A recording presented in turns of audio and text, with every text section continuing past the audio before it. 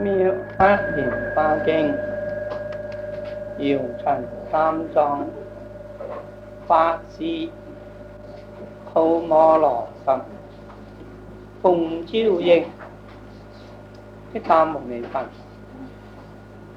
詩人法華經就講涅槃經，入涅槃啊！法華經啊，係世尊3000年前講嘅。我哋今日嘅法文法華經咧，前來我哋中國咧，東尊鳩摩羅什翻譯，乃至今日咧有2000年嘅歷史啦。我哋中國人有福，好多佛教徒出家在家都受持法華經，生時固然得利益，乃至滅後咧，將法華經經歷咧不墮三途，往生淨土啊，堅不難法。咁啊，法華經啊，在我哋中國好盛行。隋朝智者大師咧，以法華經為宗，創立呢個天台宗啊。智者大師講呢個妙法蓮華經咧，單單講呢個經題，俗話叫妙字，講咗90日。所謂九傳行妙，何以佢老人家將一個妙字講咗90日呢？因為佢啲師父就為師承師，從師品學讀呢個法華經，讀到一王菩薩品，師品精進，是名陣法供養如來，豁然大悟啊！親見靈山一會，炎炎都未散，見到釋迦牟尼佛在靈山，還係講呢個法華經。以為智者大師咧，能夠將一個妙字咧，就講咗90日。所謂妙就法蓮華就譬喻啊！世界上任何一種花都唔可以譬喻呢個蓮華，唯有蓮華可以譬喻。蓮華咧，為蓮而化，可以譬喻即實而奇。花開蓮現啊，可以譬喻即其而實。花落嘅連成，連成亦落，可以譬喻非其凹凸。因此係一切花都唔能夠譬喻呢個妙法，唯有蓮花可以譬喻。你看別的花，或者善因而後發，或者善果而後發，例如狂花都無果，狂花冇果。譬如呢個外道95種受種種嘅苦行，佢唔得到呢個狂花啦，以外道嚟修行嘅狂咧，所以佢不能證到。例如狂花就無果，世界上咧亦有一花都錯果。例如在家人孝順父母，得生梵天，享呢個大梵天嘅福，呢個唔一花咯。單單孝順父母係一棵花，結果見呢個梵天久遠嘅福，呢個就一花就多果。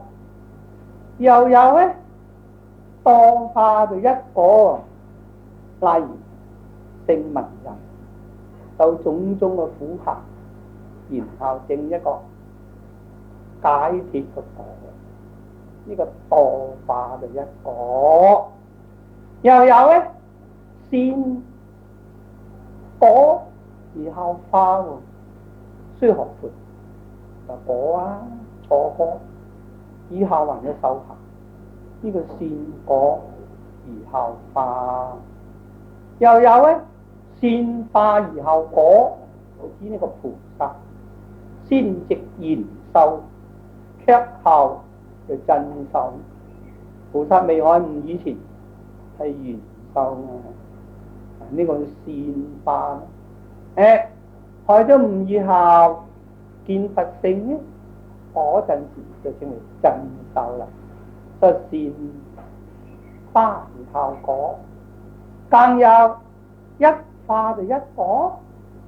辟支佛，辟支佛就甚上呢行手行，佢守呢個遠離行，遠離六根，遠離六塵，遠離六識，六根六塵六識空，無明滅，行又滅，行滅，識又滅，識滅，名色滅，六入滅，觸滅，受滅，愛滅，取滅，生滅，老死有備，苦惱滅。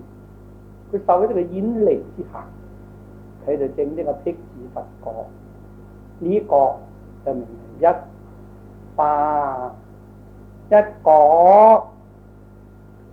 所以智者大師咧就解呢個妙法，就用呢個蓮花而譬喻。蓮花就容易懂，因容易懂嘅花咧而名深深難解之法。譬蓮花，為蓮都故花，為呢個蓮而開花，唔係為花而開花，係為蓮而開花。而蓮就不可見喎，當然世尊為實而思其佛意就在實，而實就不見。所以文中話我意難可測，亦無能問者。文中有講隨意説法，即意吹難知啊！呢、這個叫做為蓮而開花，而蓮不可見，為實即而思其，而實就不知啊！所以呢個就譬如為蓮而開花，花開蓮現啦，就譬如正直就寫方便，但說無常道開方便門是真實相。花花經係有呢個話，打開呢個方便之門，是呢個真實之相。例如花開呢個蓮嘅現，花唔開咧，我哋見唔到蓮花入邊嗰個蓮子。花開咧，呢個蓮就現出嚟啦。所以在花花經40年前都未曾開竅，大家見唔到自法嘅實相。花花經會上咧，開方便門是真實相，開40年嗰個方便之教而顯實自法真實之相。呢個咪花開蓮現啦，花落都蓮成喎，未蓮開花，但係蓮子一成熟，呢個花就花一落，呢個蓮子就成熟啦。所以花落嘅就蓮成。譬如正直寫方便，但說都無上道喎。呢個就蓋呢個其實，亦能夠蓋呢個本質。譬如從本隨跡，自佛如來出世，從何處來啊？從本而來啊！來成佛嘅即佛嘛。從本隨即，呢個即嘅就未曾離開呢個本嘅，所以文中講我是成佛以來久演若是，呢個咪本咯。但以教化眾生，作如是說，我少出家得三菩提，呢個出家。釋迦牟尼佛19歲出家，唔係好細個出家19出家6年苦行30成道，呢一個就係出家。世尊成佛係從呢個本佛而隨呢個即佛，即嘅未曾離開嗰個本。例如天上嗰個月，隨帶嘅月，有啲人唔知道天上有月啦，所以從天上嘅月隨帶嘅月，隨帶嘅月未曾離開天上嘅月啦。隨帶嘅月咩時候隨啊？今晚見到喎。誰不知天上嘅月呢？久遠劫以前都有啊。所以開近即成淺演般，開呢個隨帶嘅月而見天上嘅月，呢個就從本隨即，即而演般。我哋見到釋迦牟尼佛咪入滅啦，呢個即佛咧。有個開即演般啊，釋迦牟尼佛現在都還在淨土，所以靈山一會炎炎未散。邊個見啊？智者大師就見啊。為咩事情我哋唔見啊？我哋嘅即未曾開嘛。開即嘅見方咧，人人都可以見。所以禪宗都問你嘛，如何是名相助？父母未生以前的本來面目呢？要無非想你去近嗰個面目嘅即而見本來未生面目嗰個本嘛。所以花開，譬如呢個即開啊，蓮現，譬如顯呢個本啦。所以文中講一切世間皆為禁之得道，人人都話釋迦牟尼佛40年前就成佛咯咁啊。我成佛以來無量無邊，羅遊下劫，40年前成佛，呢個係即佛咧。陳點結以前成佛，這個就本佛嘛。即佛咧就會入涅槃，本佛咧常住世間。所以釋迦牟尼佛咧常住靈山咧，呢個名為本。化落廢即，呢個化一落嘅，呢個即就廢嘅，連成就立本。所以文中有講，知佛如來百界如是，為度眾生戒實不退，將一切眾生見本佛。好着咗呢個即法呢個就戒實不退嘛。咁啊呢一個咧就用呢個蓮花嚟譬喻啦。咁啊智者大師咧又好巧妙，係用蓮花嚟譬喻呢個妙法。花山就必有蓮，為蓮得而花，蓮不可見。為咩事情開花呢？嗰朵花一開就必定有蓮。為咩事情而蓮？為蓮而花，為呢個蓮枝咧而開花，唔係為花而開花，為蓮枝而開花。但係呢個花咧就生咗出嚟啊！呢個蓮枝咩人見到啦？所以呢個咧就文中講一實而名其義在以實，嗰個義咧係在呢個實嘅，無能智者個個都唔知道。釋迦牟尼佛發化境以前40年釋法咧，大家都唔知道佛嗰個義在邊時嘅，誰不知佛義就難測呢？一實名其義在以實，無能義者所以民眾話隨意説法，以摧難解啊！隨意者，隨我哋眾生根基之所宜，講四大法，講12因緣法，講六度萬行法，講呢個陽車、祿車、牛車，而來嗰個異能測。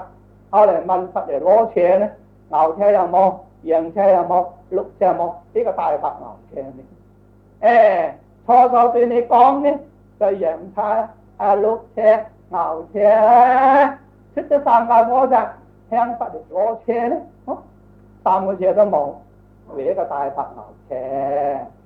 佛咧，但係呢個蓮花咧，唔係為花而開花，為蓮而開花。呢個花未曾開，呢個蓮枝未曾現。花一開，呢個蓮枝就現出嚟啦。二來，設陽車、祿車、牛車應該開花。其實陽車、祿車、牛車咧，為邊個而開啊？為大白牛而開呢個三車。三車一開咯，呢個大白牛車就現出嚟啦。就花開蓮現。既然間呢個蓮花開，蓮枝就現出嚟啦，還要呢個花嚟養呢個蓮枝啊。花開咧就蓮現咧，有呢個花就養嗰個蓮枝。譬如乜嘢？譬如來説法，鉗中有實而不能知。今日開鉗顯實啦，佛意就在鉗。鉗咧講學行沙佛法啊，鉗就行沙佛法嘛。講學行沙佛法，只為成佛智佛見啊！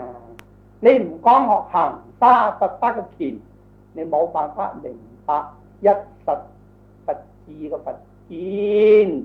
所以花開故蓮現，而須花嚟養嗰個現。花落蓮成嘅，譬如非三就顯一，唯有一佛性，即直至道場啦。三架車都冇，只有一個大白牛車。撞呢個大白牛車，由於四方直至道場嘅花落，呢個花一落，呢個蓮枝就成啦。菩薩有行，見不了了。菩薩還係有行，有行就開花咧。呢個花未曾落喎，受六度萬行花嘢，六度萬行就花嘢。所以菩薩有行，見不了了，就由於花開啊。諸佛無行，諸佛咧亦就唔需要六度萬行啦。所以見得了了。譬如呢個花落就蓮成，花一落，呢個蓮枝咧就成功啦。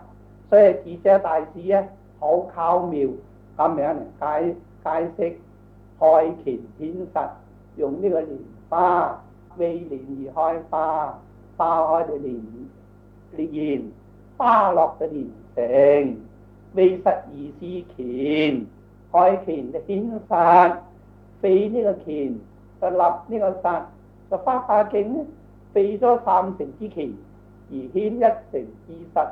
所以話十方佛土中，唯有一成法，都無二亦無三，但以假名字引導至中生啊！咁樣呢個蓮花咧顯呢個鉗實，還有將呢個蓮花嚟顯嗰個本質。何謂蓮花顯呢個本質嘅？智者大師講：花必有蓮，花入邊有蓮，即必有本喎。即含咗呢個本，意在本，佛嗰個意字咧難字，所以微立都唔識。呢個本佛咧微立都唔識。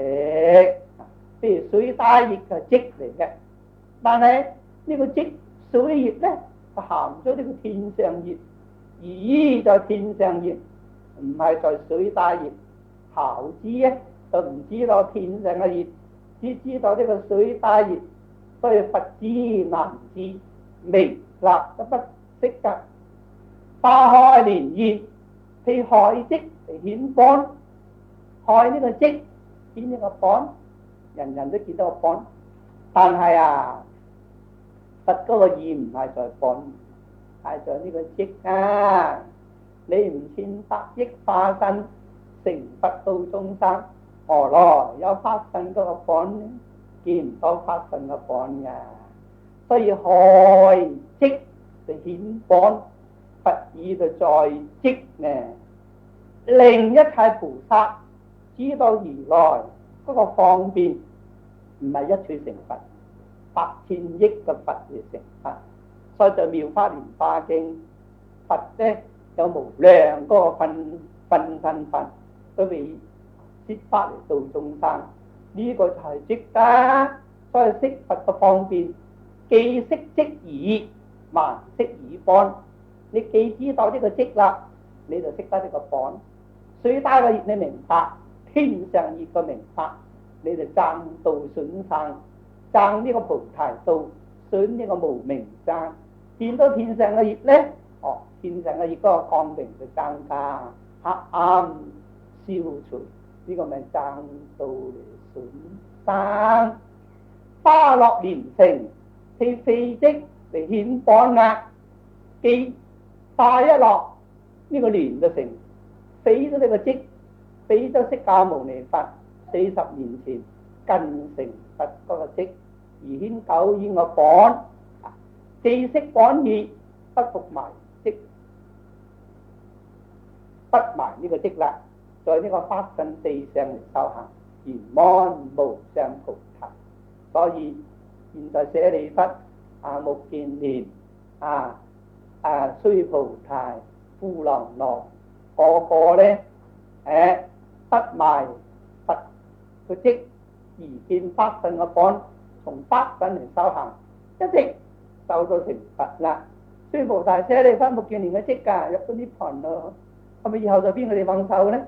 就呢個法身嚟修到圓滿無上菩提。所以智者大師咧，單單用呢個蓮花嚟披現呢個妙法。昨日講10個如是，就講呢個境妙，非經無以發智，非智無以照境啊！所以先行講呢個境妙。經之中咧，花花經就講10如是，別一部經咧就講呢個四大嘅法門，苦集滅道四大啊！花花經講10如是，假如有人能夠照呢個四大嘅法咧，就苦大、集大、滅大、道大咧，咁你亦可以正講。下根下智的人，照呢個苦集滅道四大，呢個名係生滅四大。天台宗稱為藏教嘅菩薩。假如照呢個無生四大咧，就通教啲菩薩；照呢個無量嘅四大咧，就變咗別教啲菩薩；照呢個無執嘅四大咧，就變咗言教啲菩薩。生滅四大、無生四大、無量四大、無執四大，所以天台宗咧就分為4教藏教、通教、別教、言教。咩叫生滅四大咧？我舉個譬喻，大家自然明白。四大咪四大咧，何以有生滅？又有無生滅，又有無量，又有無執。例如大海水呢個波浪，一生一滅，呢個咪生滅四大咯。大海水有冇生滅咧？波浪有冇生滅咧？波浪就空嘅，呢個咪無生四大啦。波浪唔係一個波浪有無量咁嘅波浪，呢個就無量四大啦。無量嘅波浪不離呢個水嗰個性濕性，濕性唔會有觸嘅，咪變咗無觸四大啦。因此咧，四大之中有生滅四大，有無生四大，有無量四大，有無觸四大啦。以呢個生滅四大嚟修行咧，一切不有生滅嘅嗰陣時，你就知道是苦，生滅就苦生滅就空生滅咧就無我啦，苦空無常無我，你就破咗自己嘅煩惱嘅執着，證阿羅漢果啊！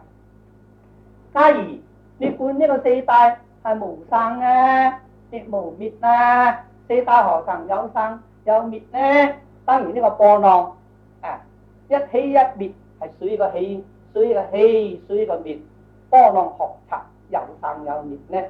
你明白一切法係無生，一切法無滅。例如你今晚發夢，何曾有生？夢醒何曾有滅呢？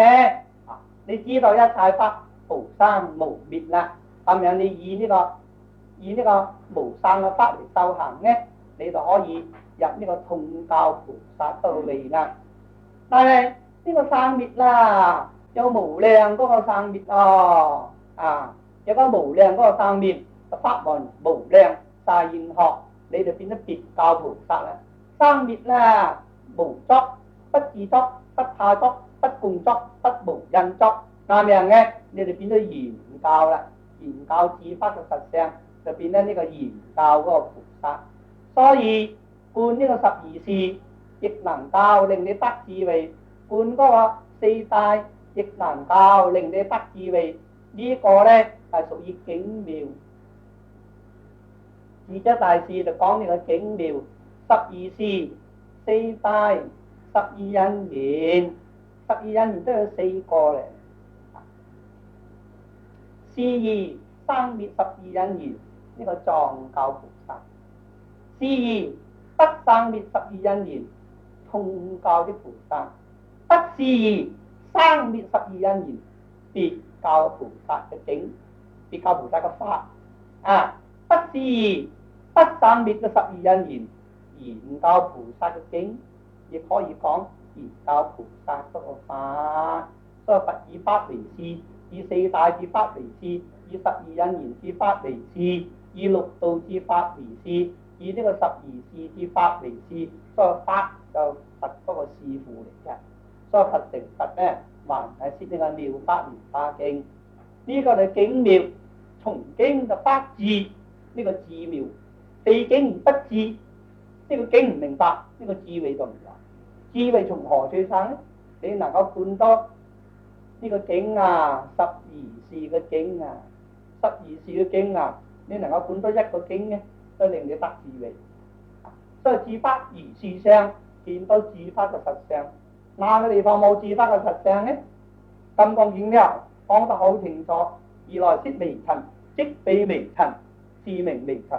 呢個微塵嘅實相，如來說世界，即非世界，是名世界。呢個世界嘅實相，如來說滅度無量眾生，實無眾生得滅度者。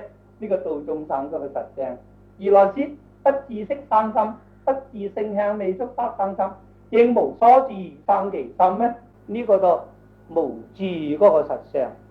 所以你能夠觀呢個境咧，肯定令你得智慧。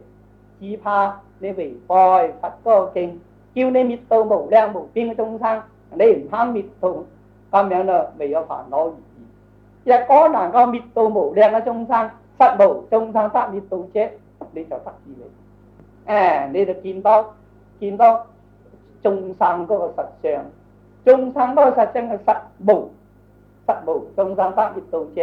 見到眾生嘅實相咧，你咧就得智慧嘅。所以非境而不智，非智而不境。智就照境，從境就發智，以智嚟照呢個境，照呢個十二事之境咧，就生你控制逐大個假智中道嘅智慧。蓮花可唔可以譬喻咧？亦可以譬喻。見傻蓮花未開，呢個就係就控制。蓮葉蓮數呢個就係假智。蓮咧有色香味觸嗰個四味不生不滅，呢個就係中道嘅智慧。所以智慧不離控制假智，同埋呢個中道嘅智慧。所以引經而發智，就發我哋三個字。有智咧就起行嘅，即係從智而起行。起咩行呢？人人都講修行，呢個行字要明白啊！行唔明白有啲咩修行啊？譬如蓮花呢個蓮經，呢個蓮嗰個經係我哋嗰個慈悲嗰個行，慈悲就為經啊。蓮咪有數咯，蓮數咪三外行咯，蓮數咧就三外行。蓮開花咧，蓮開花咪解脫行啦，係咪咁樣咯？嗱，蓮咧有福水清業，福水清業啊，就我哋個生言慈，慈悲嘅生言慈。福水黃業咧，呢個就發言慈，眾生言慈，發言慈。以何無言慈？慈悲都有三個詞，都係修行。你修眾生言慈嘛？當然呢個清業福水，你修呢個發言慈嘛？黃業福水，你修呢個無言慈嘛？以何觀音菩薩就無言慈？無言啫，唔係一定共你有言冇言，總係慈遍法界啊，叫做無言慈。修呢個無言慈咧，就等於以何？以何日出蓮生就不久啊！無言慈成受記嘅作佛啊！所以呢個蓮花咁樣咯，有呢個花供咪利益呢個人風，呢個咪布施咯。蓮花有呢個香氣顯聞，呢個咪持戒咯。蓮花咧在護拿而不染，呢個咪忍辱咯。蓮花咧日夜都生長，呢個咪正真咯。好多人話正真菠蘿蜜在邊時？哪個冇啊？那係種菜咧，日日都大，呢個咪正進咯。種嗰個樹咧，年年都生長，呢個咪正進咯。蓮花咧日夜生長，呢個咪正進菠蘿蜜啦。蓮花咧有緣印濕，呢個禪定菠蘿蜜。蓮花咧在護拿而不染護拿，在水而不染水，呢個咧就般若菠蘿蜜。所以慈悲喜捨三昧解脫六菠蘿蜜，呢個就屬於行啊。從經就起智，由智就起呢個行，由行呢就得呢個位啊，一定生個聖位。但係妙法蓮華經一成法咧就唔同呢個別教，別教咧就講十順、十住、十行、十回向、十地、等覺、妙覺。我哋仲華嚴經解釋好清楚。第一成妙法咧就講呢個理即分、明智即分、觀行即分、相處即分、分證即分、究竟即分，就講六個位。譬如蓮呢個理即佛，蓮就理即佛啦。呢個蓮咁樣到萌芽，呢個就措字位，出芽呢個就晒字位，出奶欲界定柴奶，呢個蓮花萌芽柴呢個奶呢個就未到定。未到定啫，欲界嘅定再高啦，未曾到呢個四禪，叫做未到定。離奶在水，呢個就四禪，四禪未啊。從水增長，呢個就係無色定啦。四禪就色界無色定都係未曾離開呢個水。咁上來所講咧，呢個就觀行位。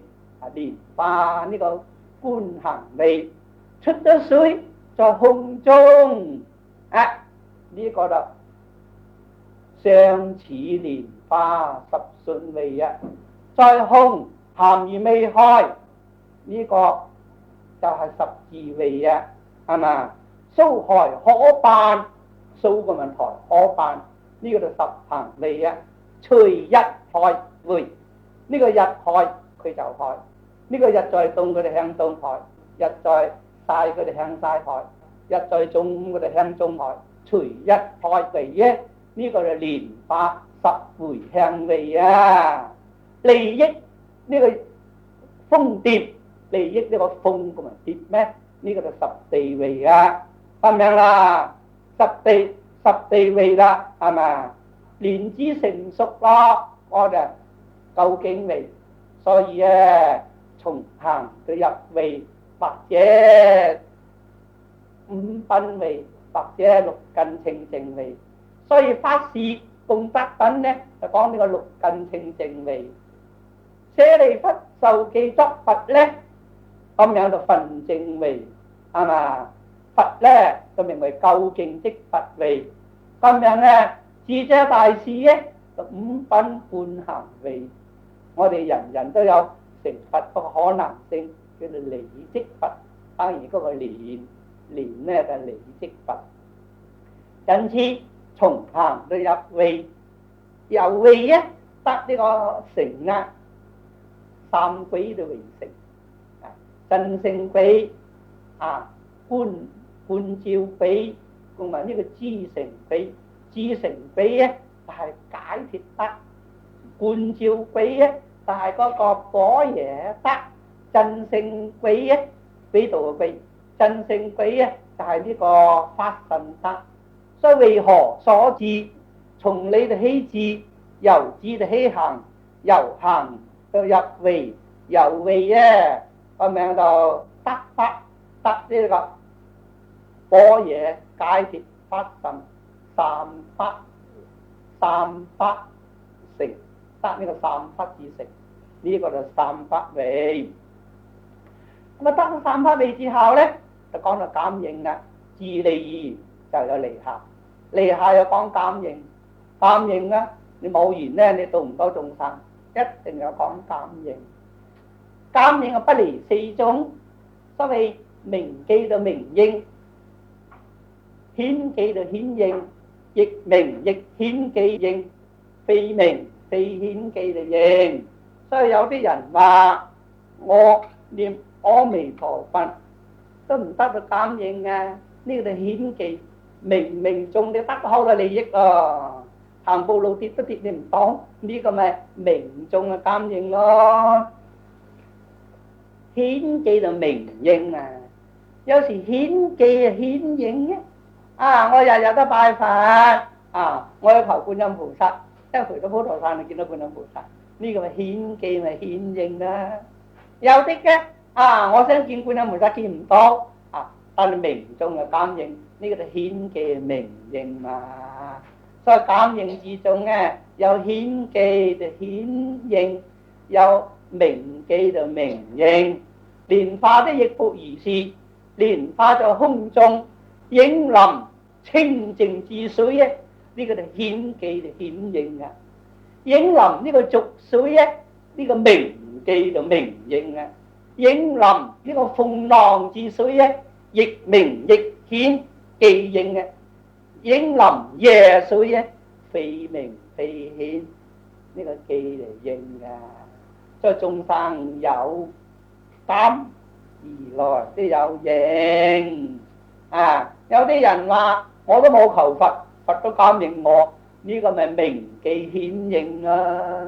明呢個記顯嚟感應有啲人話我求觀音菩薩，觀音菩薩都有人幫助我，呢個顯記就明應。明中加俾你對你講唔會對你講嘛。有啲人話上講比較赤，撞都撞我唔死，呢、個咪明中得到感應啦。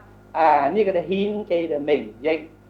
所以呢個感應咧，就係由三法成作，然後得到感應。感應咧就神通啦，從感應就顯呢個神通。神通咧，花花經都有講地動嘅神通、入定嘅神通、説法嘅神通，咁樣就天鼓自然明嘅神通、天意花嗰個神通、尖弦香嗰個神通，我就中，即係蓮花都能夠譬喻之。譬如呢個風一吹，呢個蓮花咧，東安晒北，向南仰北，下風就則合，上風則開，呢個咪地動水啊！東湧晒沒，中湧就變沒啊！呢個地動水啊，呢個水上嘅日出花開，呢個咪説法水咯。日落花得合，呢個咪入定水咯，係咪？花分分飛，呢個咪天意寶花水咯。尖弦花呢個向煙紋，呢個咪尖弦風水咯，係咪？遠看呢個蓮花咧，就係紅色；近看咧，佢有白色喎。蓮葉都青嘅，蓮花紅，青紅相映，呢個咪放光水咯，咁樣咯，呢個水就多啦，所以一感應咧就有呢個水相，蓮花亦有水，可以譬如呢個水相，有咗水相咧就説法啦，花未開，引實思期，説法成法。花開咧蓮現，開前顯實，説一成法。花落蓮成，蓮成亦落，譬如非前非實，明教契理，一之來常不説法，是則名為具足多聞，則不利益。引實嚟思期，開前顯實。非前非實，説法不離嗰三種。蓮花都具足，花落蓮成，蓮成亦落嗰陣時就非前非實嗰個法咧，咁樣嘅就明教就契理啊，一而來常不説法，是則名為具足多聞。呢個説法水，説咗法咧，得法就變咗有見屬咯。見屬都有四種。業生見屬、應生見屬、神通見屬、現生見屬。蓮花亦可以譬如蓮藕旁邊生一朵蓮花，更生無量花，呢個就業生個見屬咧。從呢個蓮蓬跌一啲蓮枝，在籬笆生咗無量嘅蓮花，呢一個就神通嘅見屬。採嗰個蓮藕，採呢個蓮枝，種咗另一個池塘，生咗無量嘅花，呢、這個就現生見屬啊！從空中而飛來，飛來呢個蓮池，飛來呢個池生咗無量嘅蓮花，呢、這個就名為應生見屬嘛。所以咧，你有説法就有見屬，因為見屬妙啦。有見屬嘅眾生見者，呢個引益㗎，取用其葉三草益㗎，取用其花咧小是益，取用其蓮大是益，取用其藕咧，取用嗰個蓮藕呢個一實益嘛。所以《花花經》都有講，有呢個果報清涼益嘛，又有引益，又有三草益，又有小事大事嘅益，更有一實益。所以呢個利益嘅呢個蓮花都能譬喻。因此智者大師咧就講出10個妙，第一就經妙12事，第二就智妙其12智，第三就行妙一行一切行，第四咧就微妙分正即佛，究竟即佛相似即佛，呢個就微妙啦。第五咧三三法妙啦，法身解脫般若呢個三德呢個五個咧就係屬於妙嚟啦。五個妙有咗五個妙之後咧，有個感應妙，感應妙就有神通妙，神通妙咧就有呢個攝法妙，攝法妙咧就有見屬妙，見屬妙就有利益妙，一共嘅係有10個妙，都係用呢個蓮花譬喻。至於呢個蓮花都係唔係當成水啲喉啦咁啊？經啲喉冇條蓮花，但經啲喉有兩個地方講，而有曇花時一現矣。有曇花呢個時一現矣，兩個地方講而有曇花，呢個有曇花就零碎花，呢個有曇花一生呢，呢個轉輪聖王就出晒，法華經一説呢，就受記作佛啦。你看慧雲羅和尚就係呢個昆明戒足山大橫佛法，佢講到呢個律士咧生呢個有曇花，好似個棚咁大。有隻鼓山雍澄寺，佢重慶鼓山啊，佢做方丈咧嗰部鳳鳴天字咧，又生呢個有曇花，好似個棚咁大。所以呢個有曇花與蓮花就相同，有曇花一出，轉輪聖王出晒，法華經一講就受記作佛啦。所以呢個有曇花就係蓮花，因此有曇花唔係時常見到啊，唔可以講妙法有曇花，有曇花我哋見唔到啊，係蓮花你見到啦。所以咧，用呢個蓮花嚟譬喻呢個妙法，妙法者成佛之法也。所以法華經有兩個大綱，開乾顯實，受記就作佛，開積顯般，證道就順生，證菩提道，損呢個無明生，無明真菩提圓滿，呢度成佛啦。不過開積顯般，受記作佛，受記你佛啊，你還要修行啊。所以開乾顯實，受記作佛，受記你成佛。還有開積顯般，開你無量劫以來修行之積，破盡無明，你就顯呢個法身嗰個本啊。你唔降積人間，設法度眾生呢，你冇度眾生功德，你呢個根本無明唔會破嘅。所以一定從本隨積，講學行沙嗰個佛事，以度眾生功德，然後破咗呢個無明，無明分分破，法身就分分見無明破盡，法身就圓滿，嗰陣時咧就名之為法。呢個你修行嘅佛，但開乾顯實咧係佛受記呢個佛，呢個名為印眾佛。開積顯般咧係嗰種嘅法。所以妙法蓮華經度眾生成佛，一啲都唔錯嘅。